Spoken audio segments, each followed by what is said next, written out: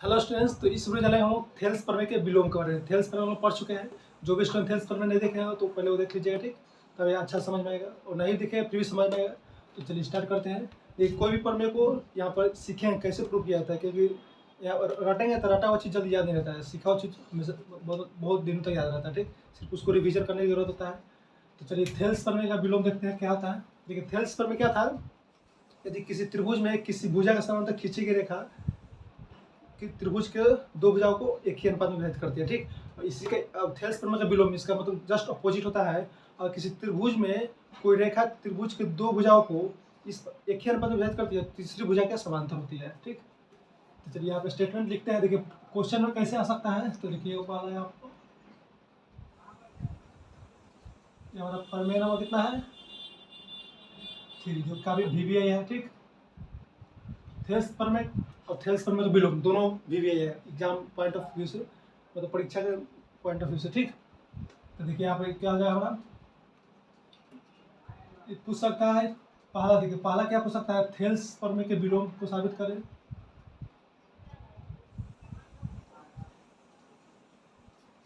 Thales प्रमेय के विलोम को साबित करें।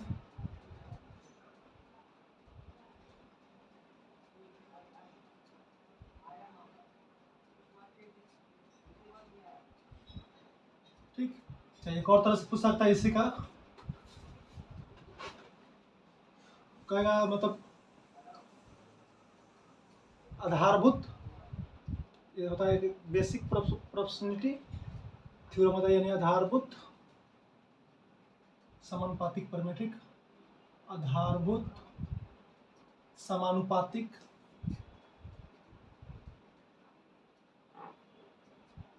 प्रमेय के विलोम के साबित करो। देखिए थेल्स प्रमेय का ही नाम है आधारभूत समानुपातिक प्रमेय, इसको बोला जाता है बेसिक प्रोपोर्शनलिटी थ्योरम, ठीक।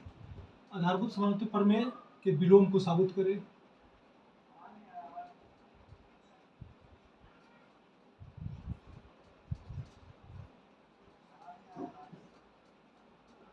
ये हो गया। देखिए किस मतलब कितने प्रकार से क्वेश्चन को मतलब प्रमेय को पूछा जा सकता है, वो देखिए सबसे पहले पूछ सकता है थेल्स प्रमेय के विलोम को साबित करें, या आधारभूत समानुपातिक प्रमेय के विलोम को साबित करें, या तीसरा देखिए तीसरा स्टेटमेंट दिया रहेगा, ठीक।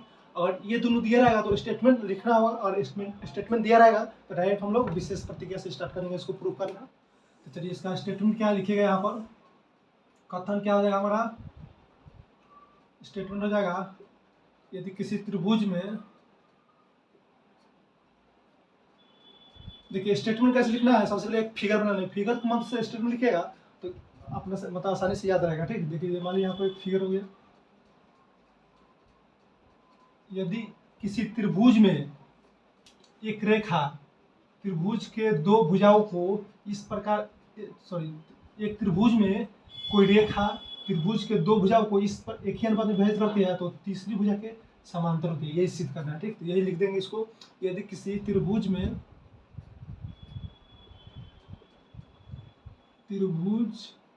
कोई रेखा, देखिए इसको बोला जाएगा कोई रेखा,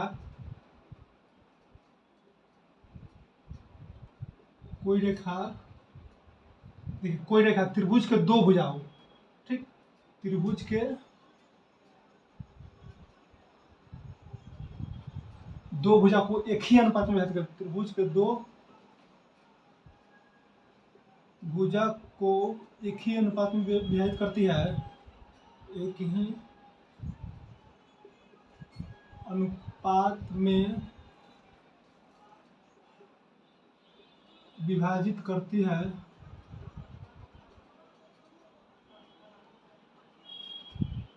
देखिए कोई रेखा त्रिभुज के दो भुजाओं को एक ही अनुपात में विभाजित करती है, तो वह, देखिए वह किसके लिए है, कोई रेखा, मतलब जो रेखा है वह तीसरी भुजा के समांतर होती है, ठीक, वह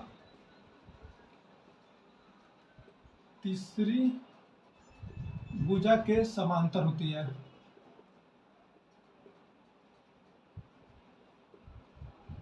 देखिए ये हमारा स्टेटमेंट हो गया। देखिए अब इस प्रमेय को तीन तरह से पूछा जाता है, थेल्स प्रमेय के विलोम को साबित करें, या आधारभूत समानुपातिक प्रमेय को विलोम को साबित करें, या हमारा स्टेटमेंट दिया रहेगा ये। चलिए ये हमारा स्टेटमेंट हो गया, अब इसको प्रूफ करना है, तो चलिए इसको प्रूफ करते हैं। सबसे पहले इसको प्रूफ करने के लिए देखिए इसको प्रूव करने के लिए सबसे पहले यहाँ पर लिखेंगे क्या है इसका विशेष प्रतिज्ञा। ठीक, विशेष प्रतिज्ञा में क्या होगा, विशेष प्रतिज्ञा। चलिए विशेष प्रतिज्ञा क्या होगा, तो देखिए जो भी इसका दिया हो इसको एक नाम के रूप में दे देंगे। त्रिभुज करा तो त्रिभुज का एक नाम दे देंगे, और जो भी मतलब इसका है दो रेखा को विभाजित कर रहा है तो रेखा का नाम दे देंगे, बस उसी को यहाँ पर लिखना है विशेष प्रतिज्ञा में। तो कह रहा है एक त्रिभुज है, किसी एक त्रिभुज में एक त्रिभुज बना देंगे, कोई रेखा इसका नाम दीजिए ए बी सी। ठीक हो गया। कह रहा है कोई रेखा, तो कोई रेखा ले लेते हैं इसके त्रिभुज के। देखिए कोई रेखा त्रिभुज के दो भुजाओं को एक ही अनुपात में विभाजित करती है, इसका नाम ले लेते हैं डी ई। बस इतना ही हमारा स्टेटमेंट में इतना ही करा है। कह रहा है तीसरी भुजा को समांतर होती है, ये हमको दिखाना है डी ई समानांतर बी सी हमको सिद्ध करना है इसमें। ठीक, चलिए विशेष प्रतिज्ञा में क्या लिखेंगे, ए बी सी एक त्रिभुज है, त्रिभुज है जिसमें डीई रेखा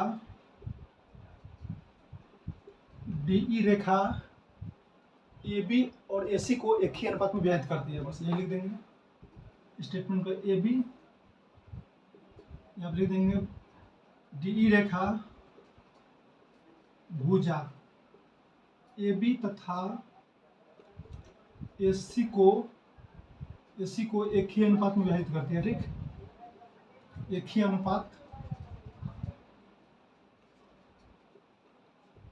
में विभाजित करती है।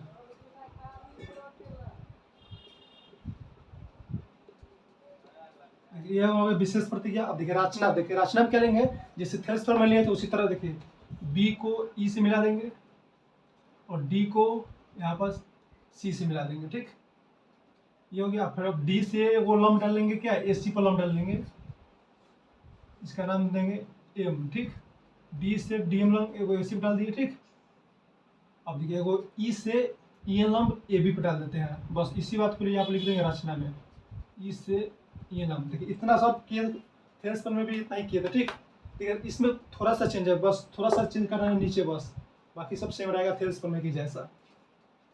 एक तो चेंज हो गया हमारा, स्टेटमेंट चेंज हो गया, और ये वाला सेम था उसमें, सिर्फ इसमें लिया था डी समानांतर बी सी उसमें दिया हुआ था स्टेटमेंट के अनुसार। ठीक, थोड़ा हमारा चेंज होते रहेगा। ठीक, चलिए रचना में क्या लिखेंगे, ये हमारा पहला हो गया पॉइंट। दूसरा पॉइंट क्या हो जाएगा, रचना। देखिए रचना में वही लिखेंगे बी को ई से तथा डी को सी से मिलाया, बी को ई से तथा डी को सी से मिलाते हैं, तथा डी को सी से मिलाते हैं।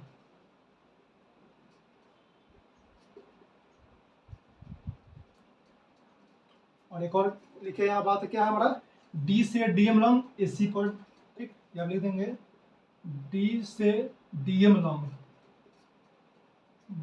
लंब क्या है, ए सी पर है। देखिए ए सी पर है लंब, ए सी पर तथा ई से ई एन लंब ए बी पर। ठीक, ई से ई एन लंब ए सी पर डाला, चाहे डालते हैं इसे लिख सकते हैं। ये हमारा रचना हो गया। ठीक, विशेष प्रति का रचना हो गया। अब देखिए सिद्ध क्या करना है वो लिख देते हैं यहाँ पर। तीसरा पॉइंट में सिद्ध क्या करना है, आप लिखेंगे सिद्ध करना है कि सिद्ध करना है कि क्या सिद्ध करना है हमको। देखिए ये तो दिया है क्या, कोई रेखा त्रिभुज के दो भुजा को एक ही अनुपात में विभाजित करते हैं, तीसरी भुजा के समानांतर, यानी हमको सिद्ध करना है डी ई समानांतर बी सी के, ये वाला समानांतर होना चाहिए, इसको हमको सिद्ध करना है। और थेल्स पर में क्या पढ़े थे, ये वाला दिया था तो त्रिभुज के एक ही अनुपात में हमको सिद्ध करना था। ठीक, सिद्ध करना हमको ये डी ई समानांतर बी सी। ठीक, डी ई समानांतर बी सी, ये हमको सिद्ध करना है। ठीक, चलिए लास्ट हमारा पॉइंट है क्या, प्रूफ इसका। चलिए इसको रफ करते हैं थोड़ा, वीडियो को पॉज करके लिख लीजिए। ठीक, इसको रफ करते हैं।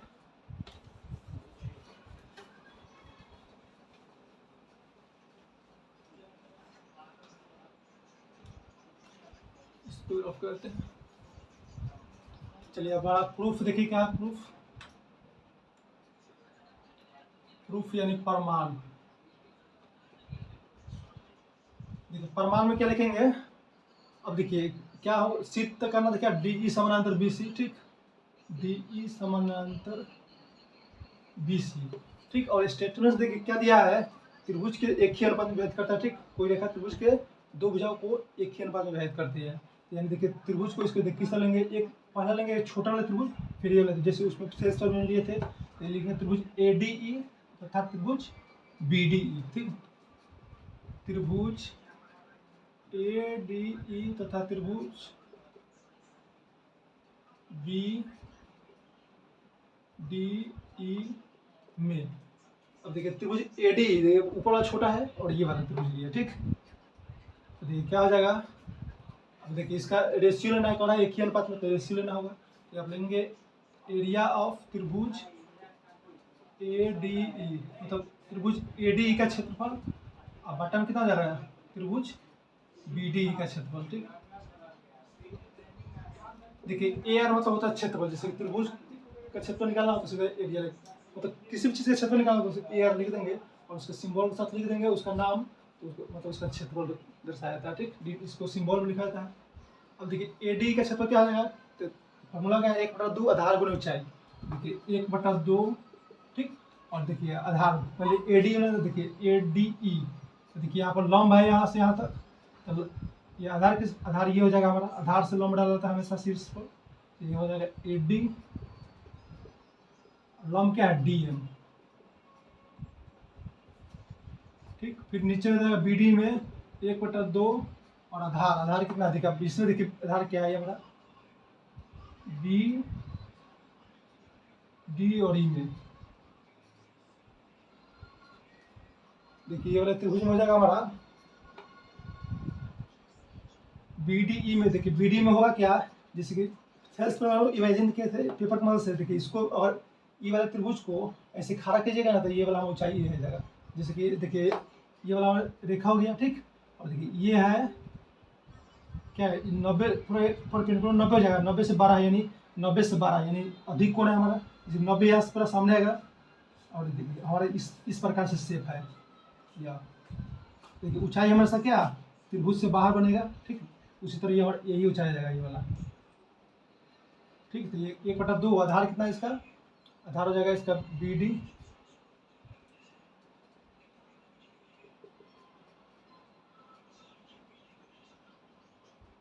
ए डी बाई 1/2, इसमें आधार हो गया हमारा ये, आधार गुने ऊंचाई, ऊंचाई हो जाएगा हमारा डी एम, चलिए आप लिखते हैं डी एम, तो देखिए डीएम से डीएम का जाएगा 1/2 से 1/2, तो क्या बचा हमारा यहाँ पर, इसको यहीं पे लिख देते हैं A D by B D, इसको समीकरण 1 मान लेते हैं। अब देखिए फिर त्रिभुज ये वाला लेंगे इधर इस साइड वाला, ठीक। तो देखिए इसमें क्या हो जाएगा, देखिए इसमें त्रिभुज ए डी ई और त्रिभुज क्या लेंगे यहाँ पर डी ई सी, फिर आप लिखेंगे त्रिभुज, देखिए एरिया ऑफ, एक बार ये लिख देंगे त्रिभुज ए डी ई तथा त्रिभुज डी ई सी में, देखिए इसको देखिए कहाँ से लिख रहे हैं कि स्टेटमेंट हमारा दिया हुआ है क्या, त्रिभुज को जो रेखा है अन्य दो भुजा को एक ही अनुपात में विभाजित करता है, यानी स्टेटमेंट हमारा दिया रखा है A D by D B और ए ई बटा ई सी। देखिए इसको सिद्ध करेंगे, डायरेक्ट इसको भी लिख सकते हैं क्योंकि प्रमाण में दिया हुआ है, स्टेटमेंट में दिया हुआ है, इसको डायरेक्ट लिख सकते हैं। अब इसको दिखाना है समानांतर के लिए, कैसे दिखाएंगे, तो देखिए इसी की मदद से देखिए A D by D B, तो ए डी बाई देखिए ए डी और डी बी, ये वाले त्रिभुज ये वाले त्रिभुज में, इसलिए ये त्रिभुज ले लिया फर्स्ट में। अब देखिए ए ई बाई ए सी, तो देखिए ए ई और ई सी, देखिए फर्स्ट छोटा वाला त्रिभुज और ये वाला त्रिभुज में है, देखिए इसी वाले त्रिभुज में है, इसलिए लिए है त्रिभुज ए डी ई और डी ई सी, ठीक। इसको हमें ध्यान में रखना है। अब चलिए इसको लिखते हैं, इस त्रिभुज एरिया ऑफ त्रिभुज ए डी का क्षेत्रफल बाटा में एरिया ऑफ त्रिभुज डी ई सी का क्षेत्रफल, 1/2 आधार इसका ए ई और इससे लंब क्या है, आधार से लंब, देखिए ये आधार हो गया, आधार से लंब ये हो गया हमारा ई एन हो गया, 1/2 आधार हो गया ए ई और लंब कितना है ई एन, 1/2। अब देखिए DEC में आधार हमारा हो गया EC। और देखिए इसको भी देखिए, ये भी देखिए, ये वाला अगर मान लीजिएगा रेखा, ठीक, तो ये वाला क्या 90 से 12 है, यानी 190, यानी अधिक कोण है। अधिक कोण इसका क्या हो जाएगा, इसका यही हो जाएगा, शीर्ष से लंब यही हो जाएगा, तो यही हमारा ऊंचाई हो जाएगा, ठीक। EC गुने EN हो जाएगा, EN से EN कट जाएगा, 1/2 से 1/2, तो क्या आएगा AE बट्टा में क्या है EC। इसको समीकरण 2 मान लेते हैं, ठीक।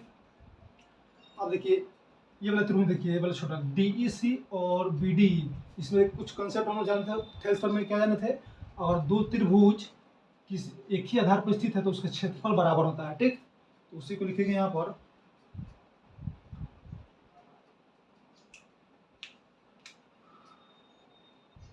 चलिए यहाँ पे लिख देते हैं,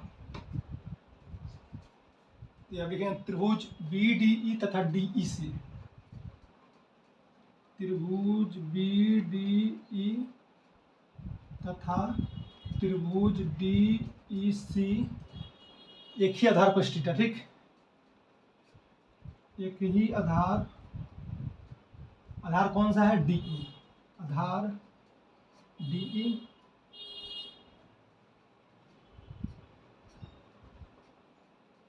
D रेखा पर स्थित है, ठीक।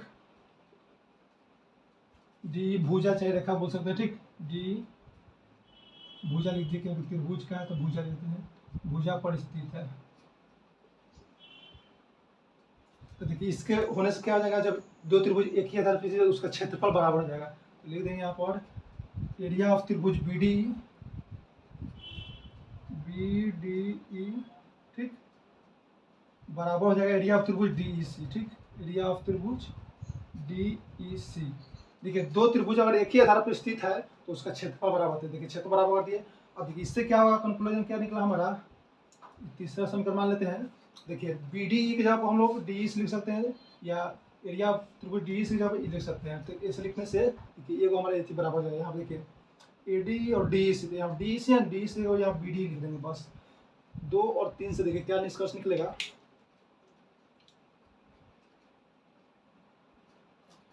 निष्कर्ष देखिए, इसको रफ करना होगा, इसको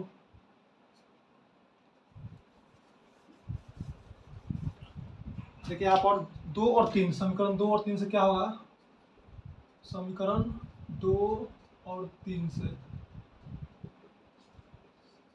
देखिए 2 और 3 से देखिए क्या हो जाएगा, एरिया ऑफ AD, तो AD इसको लिख लीजिए, एरिया ऑफ त्रिभुज AD, ठीक, त्रिभुज ADE। अब देखिए बटा कितना, एरिया ऑफ त्रिभुज DEC, तो देखिए DEC जब लिख सकते हैं एरिया ऑफ त्रिभुज BDE, इसको लिखते हैं त्रिभुज BDE का क्षेत्रफल, ठीक, BDE बराबर कितना हो रहा है AE बटा EC, AE बटा EC। इसको समीकरण मान लीजिए 4, ठीक।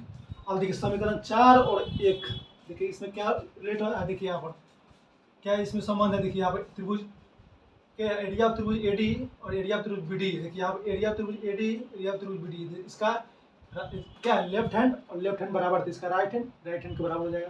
तो समीकरण यहाँ पर समीकरण 4 और 1 और 4 से, ठीक, 1 और 4 से, ठीक। ऐसे भी लिख सकते हैं, 4 और 1 से बात बराबर, कोई भी कुछ कैसे भी लिख सकते हैं। तो देखिए क्या हो जाएगा, इसका लेफ्ट हैंड बराबर, तो राइट हैंड क्या है हमारा AD बाई BD, समीकरण 1 में ये हो गया, और समीकरण 4 में क्या है AE बटा EC। बस हमारा प्रूफ हो गया। बस यहाँ लिख देंगे यहाँ पर, अतः DE समानांतर है BC के। क्या है, तो देखिए DE समानांतर BC था, तो हम लोग इतना लिखते थे, क्वेश्चन भी काफी बना है, ठीक। अब देखिए इतना को हम इतना लिख सकते हैं कब, थेल्स प्रमेय के विलोम से। तो ये हमारा प्रूफ हो गया यहाँ पर, बस इतना ही करना था, कुछ नहीं करना था। देखिए ये वाला काम उसमें भी किया था, थेल्स प्रमेय भी, इसमें भी करना पड़ा है। चलिए इस वीडियो में बताइए, मिलते हैं नेक्स्ट वीडियो में। और वीडियो अच्छा लगा हो तो लाइक जरूर कीजिएगा और दोस्तों के पास शेयर कीजिएगा। Thanks for watching video. जय हिंद, मिलते हैं नेक्स्ट वीडियो में।